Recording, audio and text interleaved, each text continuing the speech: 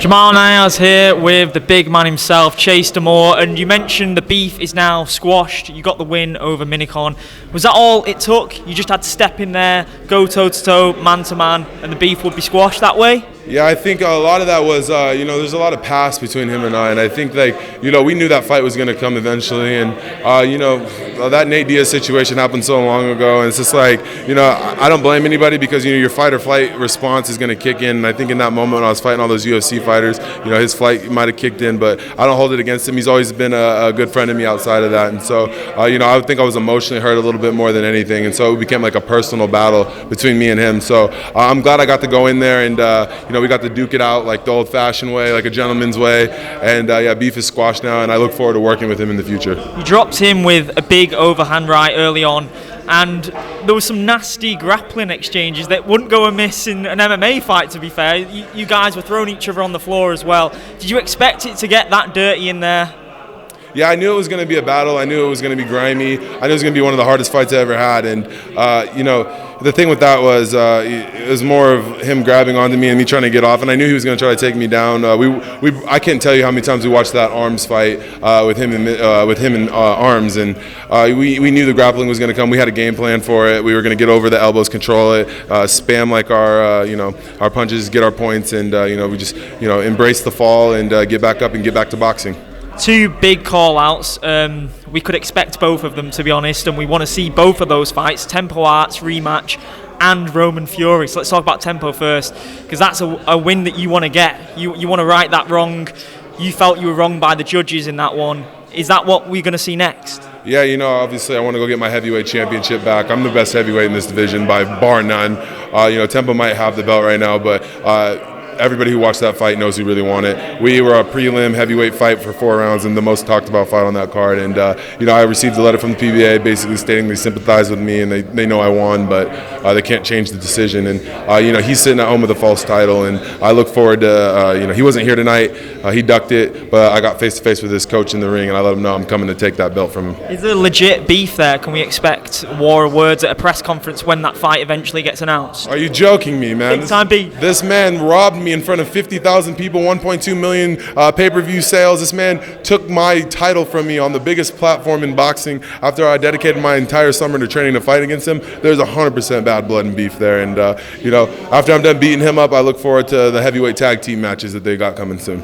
Well, heavyweight tag team matches, you mentioned that. Who would you be tagging with and what sort of teams you want to go up against? Let's drop some dream matches right there. Yeah, obviously, I would get in there with Minikon. Him and I, we come from the same gym. We got the same coaches, and I think him and I, we could pitter-patter off each other really well. I would honestly, Tempo Arts is probably my go-to partner. He's a good kid. He's got a promising future. He's got a hell of an over right hand.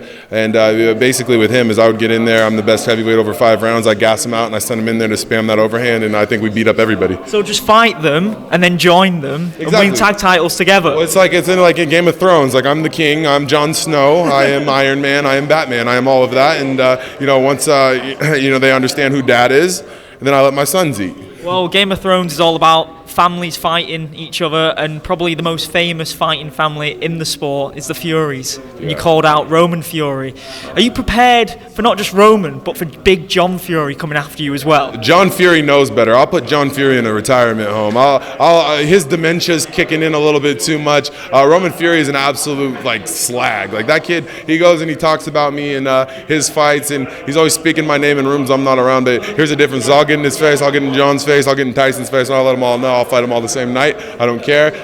Roman Fury, if you're watching this, quote unquote, find your bullocks and get in the ring with the real champ. Would the ideal plan be beat Roman and then maybe even call out Tommy as well? I know there's a bit of a weight difference there, but he's a big guy as well, isn't he? Yeah, he could get up to heavyweight. If Tommy wants to meet me at 200 or 190, I'll gladly drop the weight and I'll go beat up Tommy Fury as well.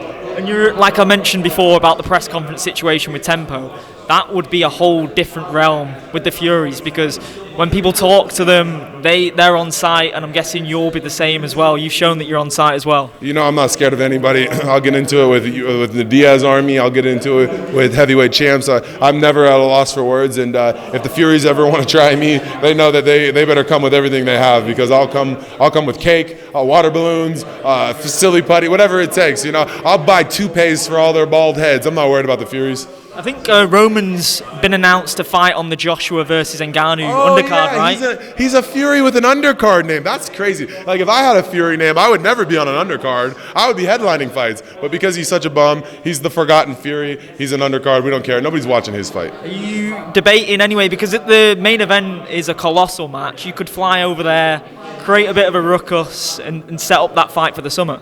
Yeah, I'll absolutely be there. I'll let Roman know he's a bum. And, he messaged me before this fight, and he said, worry about getting a win, little bro. And I'm here to tell him I'm big bro. I'll tell him, don't you get beat up on an undercard and have the Fury as your last name. Because after his last performance, I'm convinced that he can't box eggs. Well, obviously, you're rooting for Roman anyway, because if you want him to win that fight, so then it makes your fight bigger, right? I wouldn't have it any other way. I want him at his best. So when I take him out of there, I want no excuses. And what do you make of Tyson versus Usyk as well?